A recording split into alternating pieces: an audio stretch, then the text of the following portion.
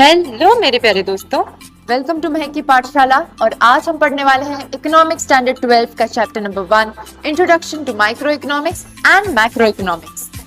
दोस्तों, आज हम बात करेंगे माइक्रो इकोनॉमिक्स के एक इंपॉर्टेंट पार्ट के बारे में, जिसका नाम है थियरी ऑफ इकोनॉमिक वेलफेयर।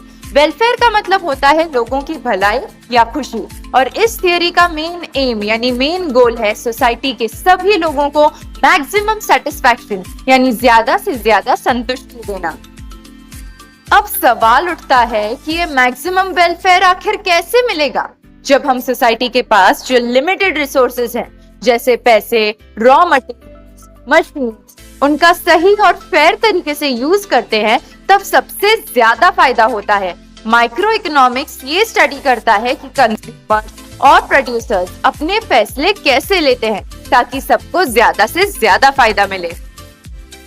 इस थियरी में एक इम्पोर्टेंट कॉन्सेप्ट है पैरेटो एफिशिएंसी।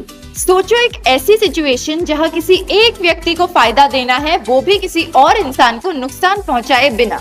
जब ऐसा हो तो हम कहते हैं कि इकोनॉमी पैरेटो एफिशिएंट है, यानी सबको बैलेंस तरीके से फायदा मिल रहा है। इकोनॉमिक वेलफेयर अचीव करने के लिए 3 टाइप की एफिशिएंसी होना जरूरी होता है। पहली, एलोकेटिव एफिशिएंसी, जब सिर्फ वही चीजें प्रोड्यूस हो रही हो जो लोग सच में चाहते हैं।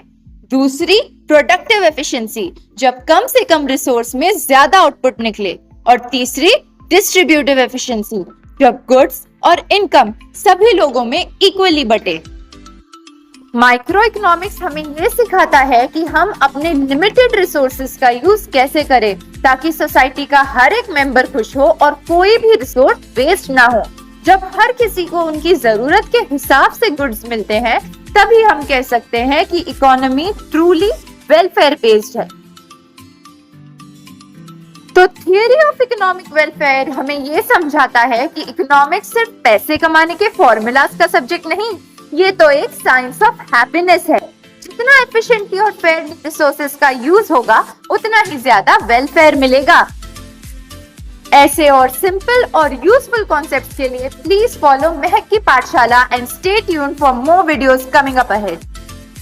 Please like, share and subscribe to stay tuned to Mehak Ki Pathshala, where concepts are easy to learn and hard to forget.